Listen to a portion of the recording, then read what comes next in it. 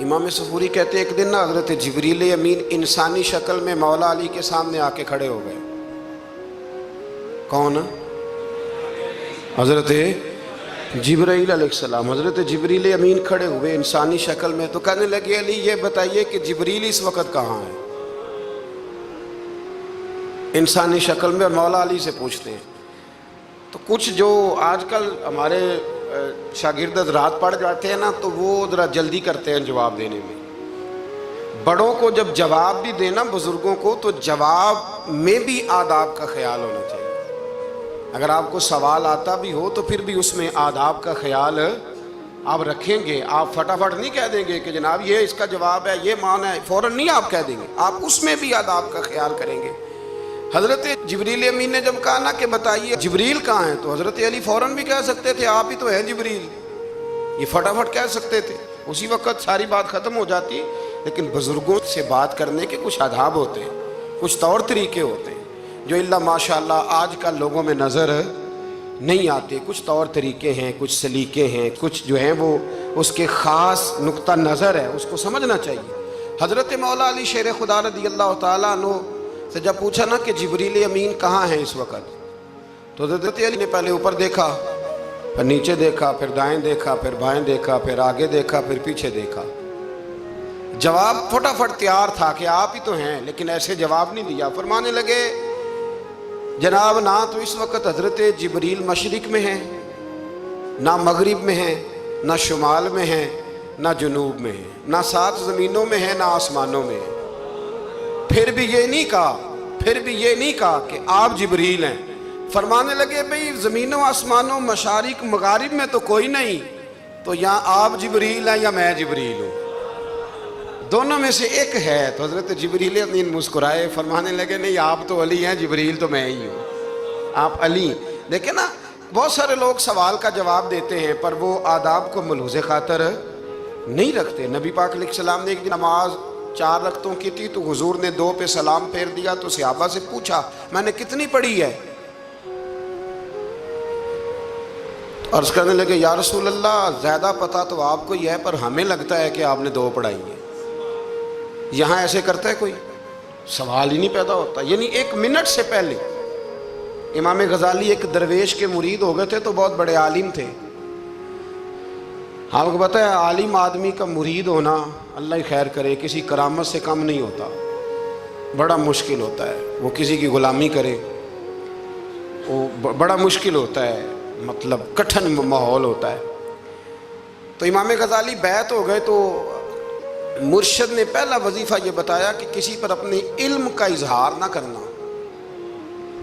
ہاں اپنے علم کا اظہار، آپ اس کو آسان وظیفہ سمجھتے ہیں؟ یعنی علم ہو بھی تو بندہ اظہار نہ کرے، بد ہضمی ہو جاتی ہے، تو بد ہضمی ہو جاتی ہے، نیند نہیں آتی۔ 2-4 لفظ جو بندہ پڑھ کے آتا ہے نا، اس کو تو نیند نہیں آتی کہ میں پڑھا لکھا ہوں تو میں بتاؤں نا۔ تو حضرت علی شیر خدا کرم اللہ تعالیٰ وجہ الکریم کے وہ آداب سے مجھے یہ بات یاد آئی کہ امام غزالی کے شیخ نے کہا علم کا اظہار نہ کرنا یہ پہلا وظیفہ ہے۔ شیخ شہاب الدین سہروردی کہتے ہیں مجھے میرے ماموں حضور غوث پاک کے پاس لے گئے تھے، تو جاتے ہوئے میرے رستے میں خیال آ رہا تھا میں الحمدللہ خود پڑھا لکھا ہوں، کہ جب انہوں نے جا کے پیش کیا نا غوث پاک کی بارگاہ میں کچھ دیں، تو حضور غوث اعظم فرمانے لگے بھرے ہوئے پیالے میں کیا ڈالوں، تو پہلے ہی فول ہے، کوئی گنجائش ہی نہیں۔ تو فرماتے ہیں پھر میں اگلی دفعہ گیا تو غرور علم کو توڑ کے گیا، تو پھر میں غوث اعظم کی بارگاہ میں بیٹھا تو اللہ تبارک و تعالیٰ نے پھر مجھے جھولی بھر کے خیرات عطا فرمائی۔ یاد رکھیں۔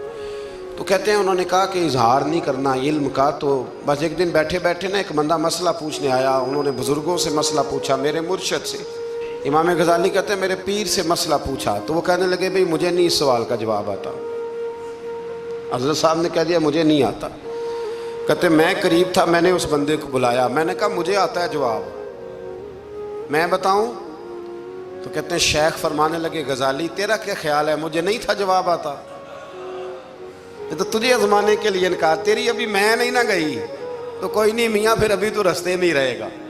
فٹافٹ لوگ کہتے ہیں ہم ایسی لاکھوں کتابیں قابل ضبطی سمجھتے جن کو پڑھ کے بیٹے باپ کو خبتی سمجھتے۔ ایک بات یہ کہ ان سے محبت کرنی ہے، دوسری بات یہ کہ ان کی سیرت. پہلی بات زندگی میں ادب بڑا کیا مولا علی شیر خدا نے، بڑا ادب کیا. حضرت علی کہتے ہیں میں نے نبی پاک سے ایک سوال پوچھنا تھا تو میں نے 14 دن انتظار کیا. یعنی سوال جو ذہن میں آ جائے تو نمبر پاس ہوتا ہے، تو 14 منٹ انتظار ہوتا ہے. میں نے تو گھنٹے کا ہی نہیں، یعنی 14 منٹ بھی بندے انتظار، سوال ہی پیدا نہیں ہوتا. اور اگر پیر صاحب فون نہ ریسیو کریں تو وہ متکبر ہے، اگر وہ فون نہ اٹھائیں تو پھر یہ ہے کہ اب دین کی بات کس سے پوچھیں جی ہم، پھر ہمارے پاس فلسفہ ہے. کہتے ہیں میں نے 14 دن انتظار کیا. کیا؟ مولا علی فرماتے میرے دل میں خیال تھا کہ کوئی اور آ جائے اور جو میں بات پوچھنا چاہتا ہوں وہ نبی پاک سے پوچھ لے، وہ حضور سے پوچھ لے تو میرا بھی چلو معاملہ بن جائے گا. اب ان سے زیادہ کو بے تکلف تو نہیں تھا نا نبی پاک کی بارگاہ میں، جھٹ پوچھ سکتے تھے. 14 دن کہتے ہیں 14 دن کے بعد بندہ آیا، وہی سوال پوچھا جو میں نے پوچھنا تھا. تو کہتے ہیں حضور جواب اسے دے رہے تھے اور دیکھ میری طرف رہے تھے، جواب اسے دے رہے تھے اور توجہ حضور کی میری جانب. ایک ان کی زندگی میں ادب بڑا ہے. دوسری بات یہ کہ گہرا علم ہے مولا علی کا. ہمارے ہاں لوگوں کے پاس علم ہوتا ہے اللہ ماشاء اللہ بڑے بڑے اچھے علماء ہیں، لیکن بعض جگہ پہ علم بڑا سطحی سا ہے، سطحی سا. یعنی ساری زندگی جس بندے نے علم پڑھا ہے وہ گہرائی تک نہیں اترا، یعنی اس پر عمل نہیں کر سکا. تو اگر میرا علم مجھے نفع نہیں دے رہا تو میرا علم کسی کو کیا نفع دے گا. حضرت علی کا علم گہرا تھا، سیانہ علم تھا، گہرائی والی بات کرتے تھے، بڑی سوچ سمجھ کے فیصلہ کرتے تھے اور بڑے زیرک تھے، دانا آدمی تھے حضرت مولا علی شیر خدا رضی اللہ. اور آپ کا فہم و فراست نرالا تھا. ایک شخص نے کہا جی میں نے ترس کھا کے ایک عورت سے شادی کیا، وہ بوڑھی تھی، ترس کھا کے نکاح کیا. میں جوان، وہ بوڑھی ہے، پر میں قریب جاتا ہوں تو مجھے پتہ نہیں کیا ہوتا ہے. وہ بڑی جگہ پہ گیا ہوں پر میرا مسئلہ نہیں حل ہوتا، حالانکہ وہ لاوارث تھی اور شادی نہیں اس کی ہو سکی. تو حضرت علی شیر خدا فرمانے لگے بی بی کو میرے پاس لا، عورت کو لا. وہ لائے تو آپ فرمانے تیرا نکاح نہیں ہوا؟ کہنے لگی نہیں. فرمایا سوچ لے. چپ کر گئی. فرمایا کوئی گناہ کیا ہو؟ خاموش ہو گئی. کہنے لگی میں نے میرا آغاز تھا جوانی کا تو میں نے ایک ناجائز بچہ پیدا کیا تھا، پھر اسے پھینک دیا، آبادی میں پھینکا. تو حضرت علی شیر خدا فرمانے لگے یہ تیرا وہی بچہ ہے. چونکہ جو اس نے کیفیات بتائی ہیں وہ یہ ہے کہ انسان ماں بہن جو اس کی ہوتی ہے نا، کچھ بھی ہو جائے، اللہ تعالیٰ نے فطری جذبے رکھے ہوتے ہیں. تو وہ کوئی حیوان ہو تو بات الگ ہے، اگر انسان ہو تو وہ مطلب انسان ماں کے سینے سے لگ بھی جائے تو اسے شفقت کا رنگ تو نظر آتا ہے، لیکن اس کے اندر وہ جذبات پیدا ہو سکتے نہیں. بیٹی سینے سے لگ جائے تو وہ والے جذبات اس میں تو حضرت علی شیر خدا کا علم بڑا باریک.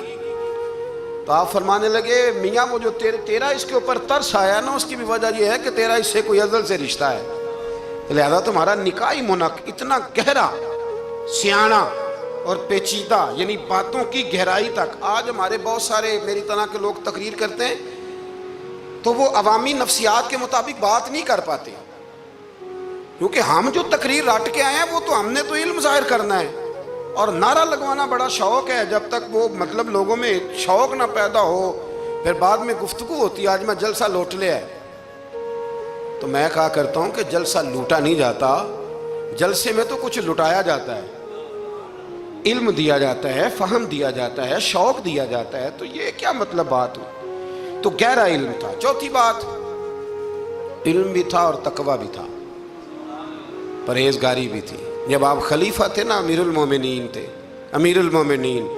آپ چلو صوبائی وزیر کی بات نہیں کرتا، آپ کسی نا حلقے سے جو وہ ہمارے پاکستان میں عہدے بہت زیادہ ہیں، تو جس کو کوئی ہلکا سا نا چلو پرانا ورکر ہے تو کوئی دے دیتے ہیں، اس کو بھی مل جائیں تو 15 کو ووٹ تو اس کے بھی کہیں نہیں گئے مبارکباد کے. اللہ اسے پوچھیں کہ تیرا اصل میں کام کیا ہے تو کام کوئی بھی نہیں ہوتا اس کا، بورڈ لگ جاتے ہیں. بڑا کیا بات ہے جناب، موج بن گئی. حضرت علی امیر المومنین تھے اور کوفے کے چوک میں کھڑے تھے، کوفے کے چوک میں، اور فرما رہے تھے کہ بھئی یہ میری زرہ ہے، بڑی قیمتی ہے، یہ کوئی بندہ خرید لے. کسی نے قریب جا کے پوچھا امیر المومنین کیوں بیچ رہے ہو؟ تو فرمانے لگے میری طامت پرانی ہو گئی ہے، اب نہ اتنی پرانی ہوئی ہے کہ اس پہ پیوند لگنے کی بھی جگہ کوئی نہیں بچی. اگر یہ پھٹنے کے قریب نہ جاتی تو میں زرہ نہ بیچتا. امام حسن رضی اللہ تعالیٰ عنہ کہتے ہیں میرے ابا جی خزانے کا سارا منہ کھول کے اللہ کے بندوں میں بانٹ کے تو اس کمرے میں 2 نفل پڑھ کے کہتے تھے یا اللہ گواہ ہو جا میں نے قوم کی امانت قوم پہ خرچ کر دی ہے. یہ پرہیزگاری، یہ تقوی، یہ ذوق حضرت مولا کائنات شیر خدا علی المرتضیٰ رضی اللہ تعالی عنہ. ہمارے ہاں نا ہم نے بانٹ دی ہیں چیزیں. یعنی کوئی بندہ زہرا حضرت علی کے نعرے لگانے لگ جائے تو لوگوں کو شک پڑ جاتا ہے. تو ایک بندہ میرے کان میں کہنے لگا 2-3 دن سے یہاں علی علی ہو رہی ہے کان میں. اب بڑی جلدی ہمارے تھرمامیٹر والے لوگ بھی بڑے تیار بیٹھے رہتے ہیں. کہنے لگا 2-3 دن ہو گئے یہاں علی علی ہو رہی ہے. میں کیا دعا کر ہندی رہے. تو کہنے لگا آپ نے کوئی وضاحت نہیں کی. میں کہا تینوں اصل وضاحت دی لوڑ نہیں, تینوں کسی اور شے دی لوڑ ہے. عجیب بیوقوف آدمی ہے بھائی. ان لوگوں کا تو رشتہ ہی کوئی نہیں مولا علی شیر خدا کے ساتھ. اور ہم جو ہیں ہم تو مرید ہیں مولا علی شیر خدا. اعلیٰ حضرت فرماتے ہیں کہ حضور سے پہلے بھی جس کو ولایت ملی ہے وہ مولا علی کے صدقے ملی ہے, اور قیامت تک جسے اللہ ولایت دے گا وہ مولا علی شیر خدا کے قدموں کی خیرات کی برکت سے دے. ایک سلسلہ علیہ نقشبندیہ ہے جو حضرت ابوبکر صدیق سے انسلاک کرتے ہیں, باقی تو تمام سلاسل کو سارا فیض ہی مولا علی شیر خدا سے. تو آپ یہ کیسی بات کریں گے کہ جناب وہ فلانے کا آپ اور جی. میں نے اسے کہا کہ شاید میرا دعویٰ کوئی نہیں پر میری جو اپنی تھوڑا بہت مطالعہ ہے نا, میں انسائکلوپیڈیا ہوں حضرت عمر فاروق کا. مجھے جنون ہے حضرت عمر فاروق سے محبت, جنون ہے. اور میں نے ایک دفعہ سکیچ صرف ابھی بنایا ہے تو شاید میں 2 جلدوں میں کتاب لکھ دوں حضرت عمر فاروق. یعنی شاید ان کے حالات پر کوئی ایسی کتاب جو دنیا میں چھپی ہو اور میں نے دیکھی نہ ہو, شاید وہ جس ذریعے سے بھی. اور آپ میری گفتگو سن لیں, شاید ہر دوسری بات میں حضرت عمر کی کرتا ہوں, لیکن ایک بات پکی ہے کہ مرید میں مولا علی شیر خدا کا. یہ بات میاں پکی ہے, اس میں شک کوئی نہیں نا. اس لیے کہ حضور کے بعد فیض مولا علی سے, پھر امام حسین سے, پھر امام زین. یہ ہمارے بزرگوں نے ہمیں شجرہ یہ دیا ہے. تو آپ وہ جو بات جہاں ہے وہ وہاں ہے. حضرت ابوبکر صدیق کے بارے میں جو شک کرے پکا بے ایمان ہے. پر اس میں تو بات پکی ہے نا کہ حضور نے فرمایا علی تجھے دیکھنا بھی عبادت اور تیرا ذکر کرنا بھی عبادت. تو خدا کے بندو علی علی نہ کریں, ہم تو مر جائیں. کوئی جگہ ہی نہیں ہے سوائے حضرت علی شیر خدا کے ذکر کرنے کے. تو یہ کچی کمزور باتیں نہ کرو. یہ کوئی عجیب بات ہے کہ جی وہ اگر علی علی زیادہ کیا تو کوئی فلانے طبقے سے تو نہیں. تو یہ ایسی کمزور بات آپ کیوں کرتے ہیں میاں؟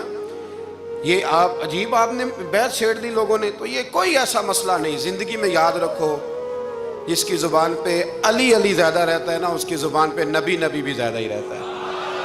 ختم ہو گئی بات. تو ان چکروں سے باہر آئیں, آپ باہر آئیں ان چکروں سے. اور اسی طریقے سے میں نے کہا تھا کہ ہم کوئی ترازو لے کے نہیں بیٹھے ہوئے کہ فضیلت کس کی زیادہ ہے.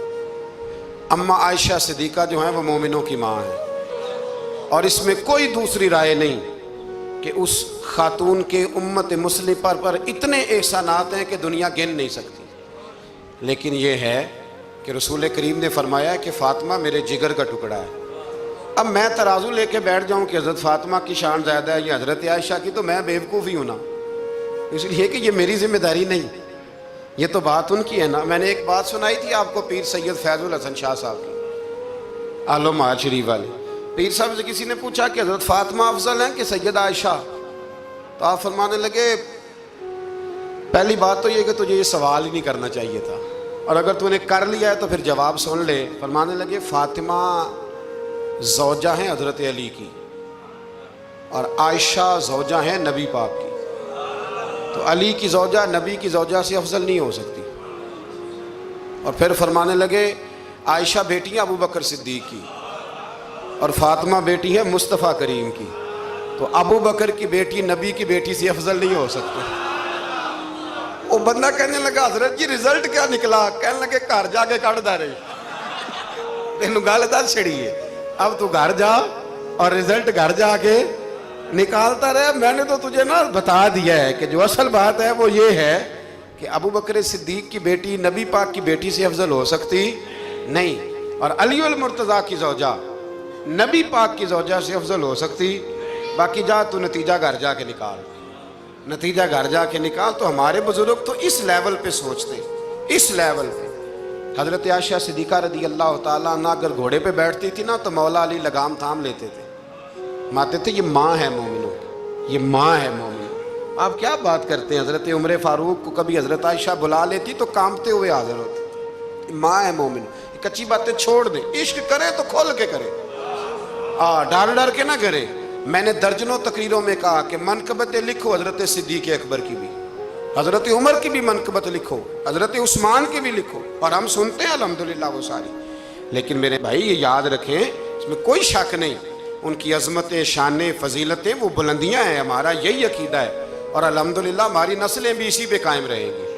ہم انہیں نسلیں مانیں گے ہی تاب کہ خلفائے راشدین کی جو خلافت کی ترتیب ہے وہی فضیلت کی ترتیب ہے۔ لیکن میاں یہ بھی تو ہے نا کہ جس کا جو مرشد ہو نا، اسے وہ بہرحال دوسروں سے افضل جانے گا تو فیض پائے گا، وہ جانے گا۔ تو اس لیے نظریہ ہمارا یہی ہے کہ وہ خلفائے ثلاثہ، حضرت مولا علی سے، اور حضرت علی کا اپنا فرمان ہے۔ آپ فرمایا کرتے تھے جس نے مجھے ابو بکر صدیق اور عمر فاروق سے افضل کہا، میں اسے مفتری کی سزا، جھوٹے کی سزا دوں گا، اسے کوڑے ماروں گا، کوڑے ماروں گا۔ وہ جھوٹا ہے جو مجھے ابو بکر اور عمر سے افضل کہتا ہے۔ تو ان کی تو اپنی بات، اور میں نے وہ بڑی تفصیل کے ساتھ ایک دفعہ عرض کیا تھا کہ حضرت علی تو خود ممبر کوفہ پہ بیٹھ کے بتایا کرتے تھے کہ اگر میرے جیسے بہادر سے پوچھو کہ بہادر کون ہے تو میں ابو بکر صدیق کا نام بتاؤں گا۔ تو اس لیے مطلب اب ہم سہم جائیں فٹافٹ کہ فلانا نہ ناراض ہو جائے، تو بھئی جب ہم درجنوں جمعے حضرت صدیق اکبر پہ پڑھاتے ہیں اس وقت تو نہیں نا کسی کو ٹینشن ہوتی، جب حضرت عمر پہ پڑھاتے ہیں، حضرت عثمان پہ، تو ویسے بھی بندوں کو جواب دینے کا اگر انسان مزاج بنا لے تو کس کس کو مطمئن کرے گا؟ یہ تو 4 ادھر نکل جاتے ہیں تو 15 ادھر نکل جاتے ہیں۔ آپ ذہن اللہ رسول کو جواب دینے کا بنائیں۔